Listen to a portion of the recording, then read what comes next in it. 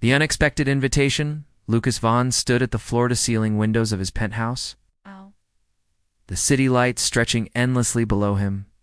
At 36, he had built Vaughn Innovations from nothing into a global empire, yet the emptiness in his chest never faded. Success had come at the cost of trust. Every smile directed his way hid an agenda.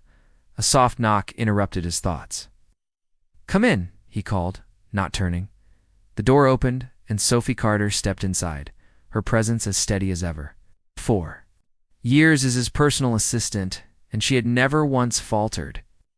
Her dark hair was pulled into a neat bun, her navy blue dress simple but elegant. "The contracts from the Berlin merger are signed," she said, placing a folder on his desk. "And your meeting with the investors has been moved to Thursday." Lucas finally turned, studying her. Sophie was different. No pretense, no hidden motives, just quiet competence. "There's something else," he said, running a hand through his hair. She tilted her head slightly, the only sign of curiosity. "Yes, the Silver Moon Gala is next Saturday." He hesitated, an unfamiliar nervousness creeping in. "I'd like you to accompany me." Sophie blinked. "Me?"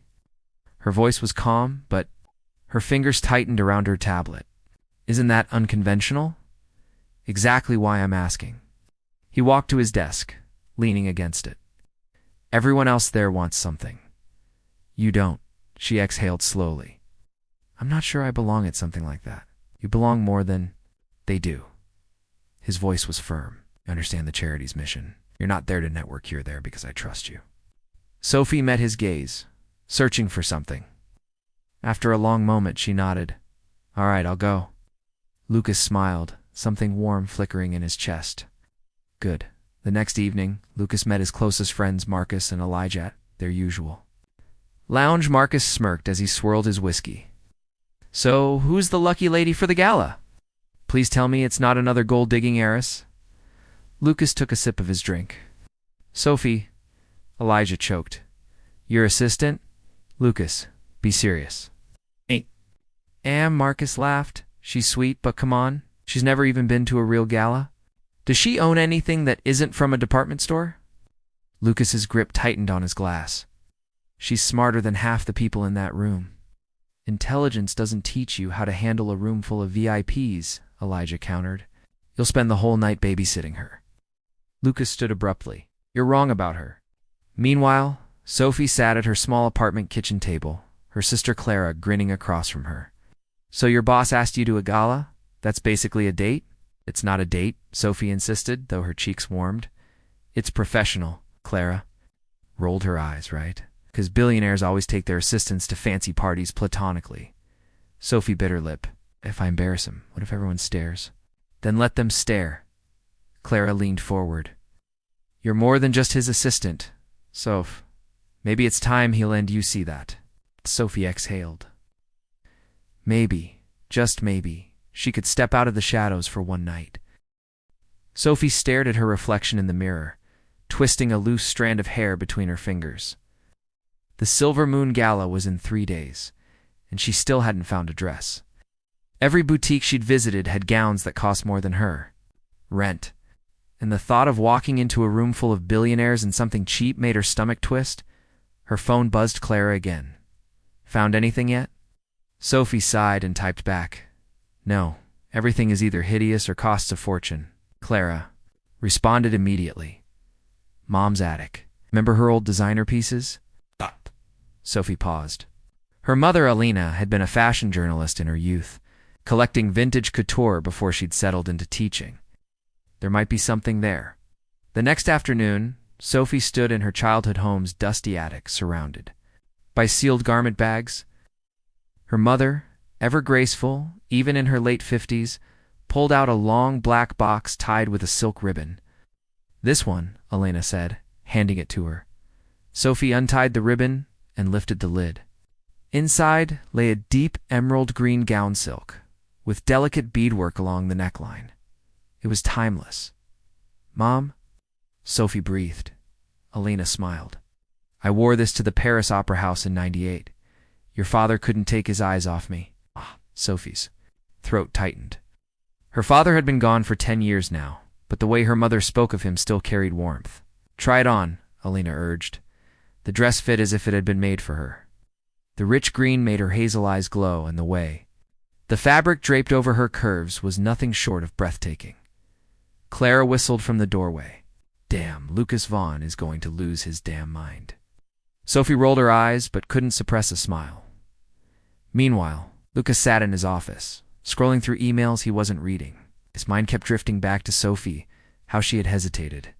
Before accepting his invitation, how she always seemed to see right through him. His phone buzzed.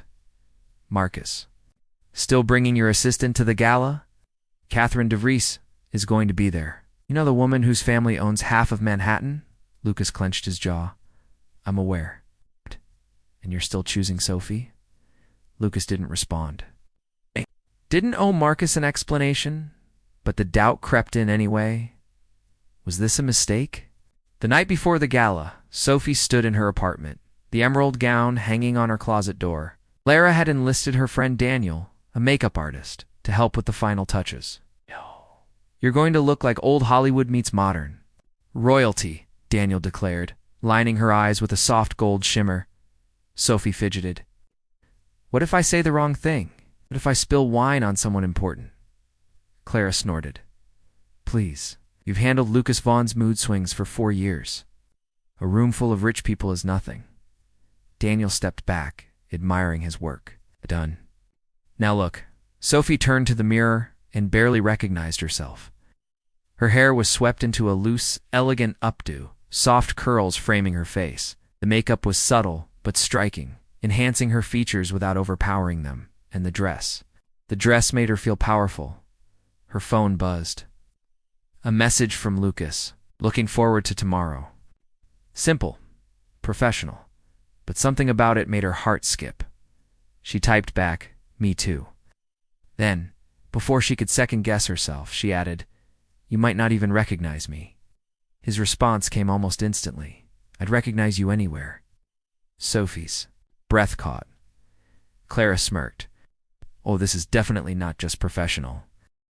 The morning of the gala arrived, and Sophie woke with a flutter in her chest. Outside, the city was bathed in golden sunlight, a rare, perfect day in late autumn. She stretched, her fingers brushing against the emerald gown hanging beside her. Bed, its delicate beadwork catching the light. Clara burst into her room without knocking, carrying 2 steaming mugs of coffee. Rise and shine, Cinderella. Today's the day you stun a billionaire. Sophie groaned, pulling a pillow over her face. It's not like that. Sure, Clara drawled, plopping onto the bed. That's why you've been staring at his texts for 5 minutes. Sophie threw the pillow at her. By midday, her apartment had transformed into a makeshift salon. Daniel was back, this time armed, with an arsenal of hair products, while Alina fussed over the final adjustments to the gown. Stand still, Alina murmured, pinning a loose strap. I want this to be perfect. Sophie obeyed, but her mind was racing. What if I trip? What if I say something stupid? What if Lucas regrets inviting me the second we walk in? Clara, as if reading her thoughts, grabbed her shoulders. Stop. Overthinking. You're going to be amazing. Daniel spun her toward the mirror. See for yourself. Sophie's breath caught. The woman looking back at her was elegant, poised someone who belonged at a gala. The emerald gown hugged her curves flawlessly, the neckline dipping just enough to be daring without being vulgar. Her hair was half up, soft waves cascading down her back. And her makeup was a masterpiece of gold and bronze, making her eyes glow. Alina clasped her hands together. Your father would be so proud. Sophie blinked back sudden tears. At 7:30 p.m., a sleek black car pulled up outside her building. Sophie's pulse spiked. Clara peeked through the blinds. Oh my God. He's waiting outside the car like some kind of romance novel hero. Sophie's stomach swooped. You are not, Alina said firmly, pressing a clutch into her hands. Now go. And remember, you're not just his assistant tonight. You're his equal. Sophie took a deep breath, squared her shoulders, and stepped out the door. Lucas Vaughn stood at the bottom of the stairs, his back to her as he checked his phone. He was dressed in a classic black tuxedo, the sharp lines of it emphasizing his broad shoulders, When he turned and saw her, his entire body went still. For a long moment he just stared.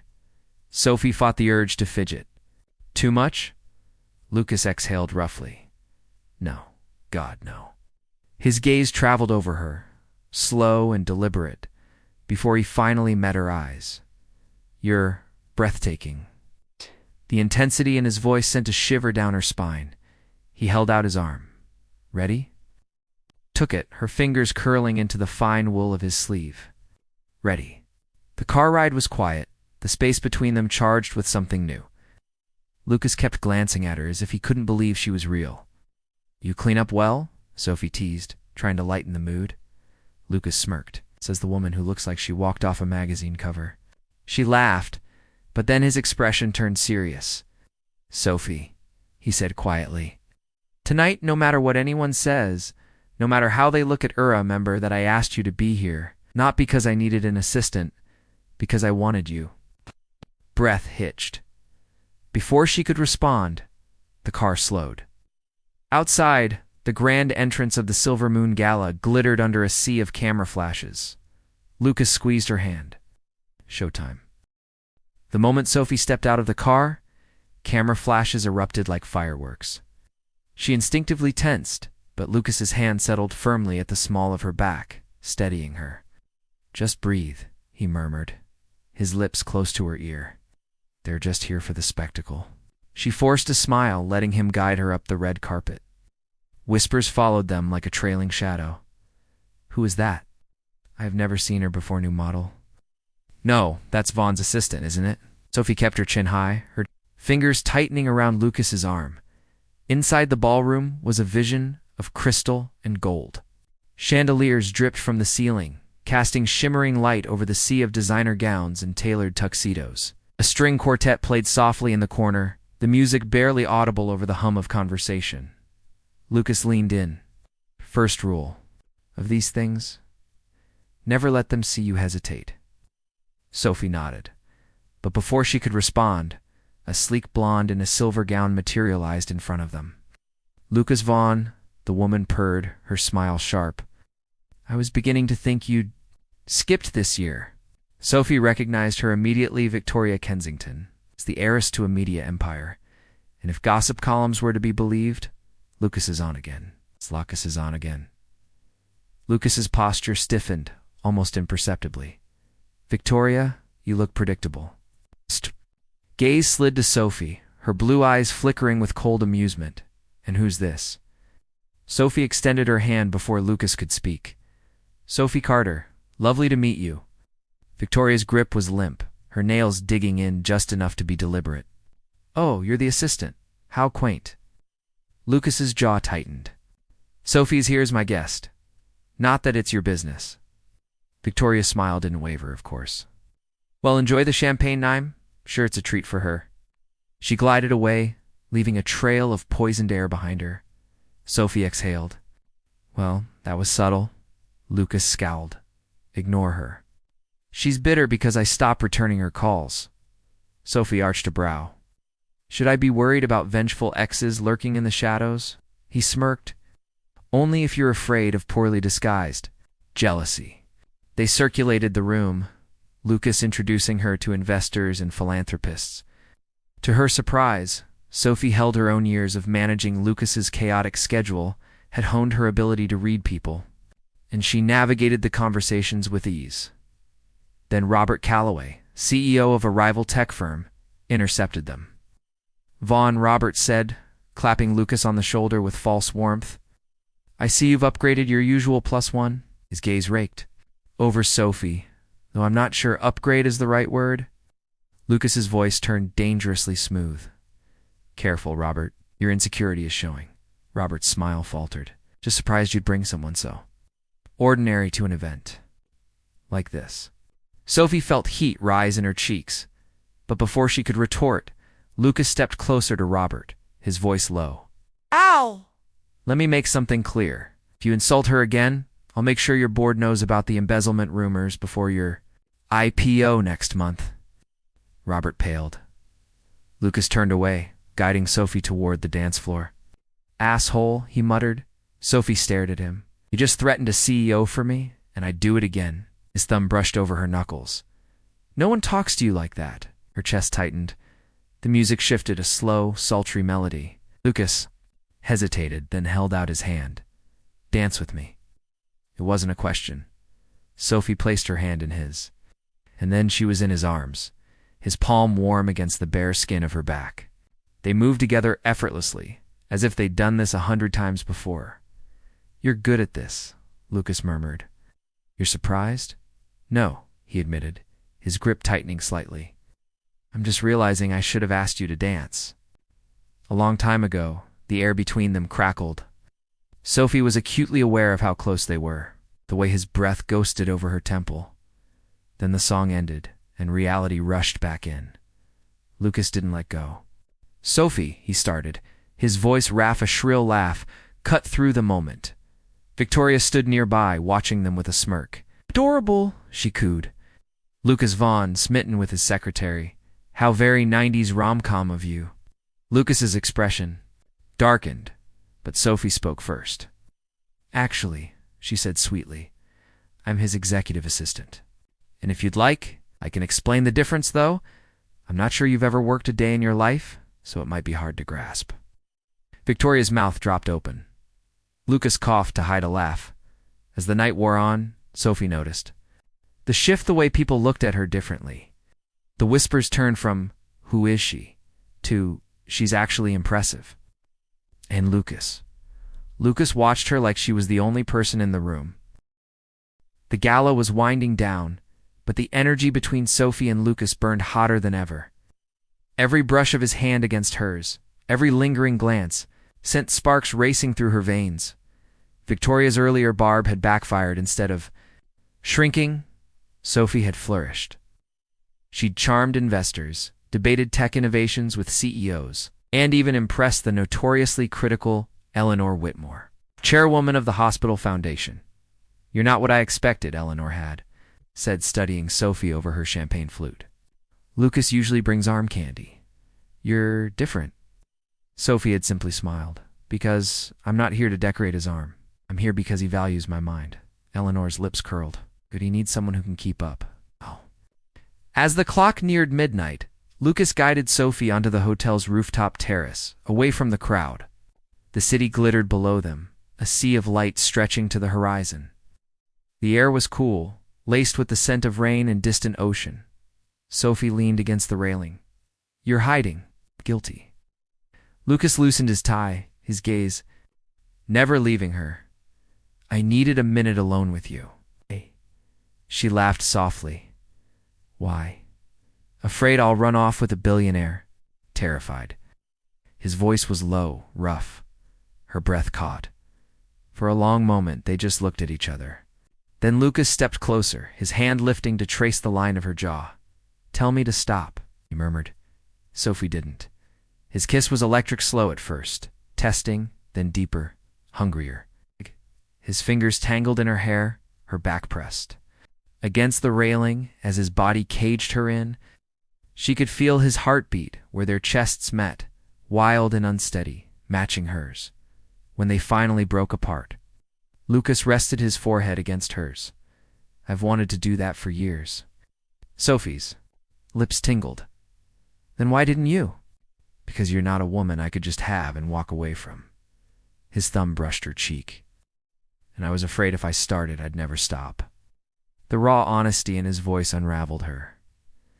Back inside, the gala was ending. Guests drifted toward the exits.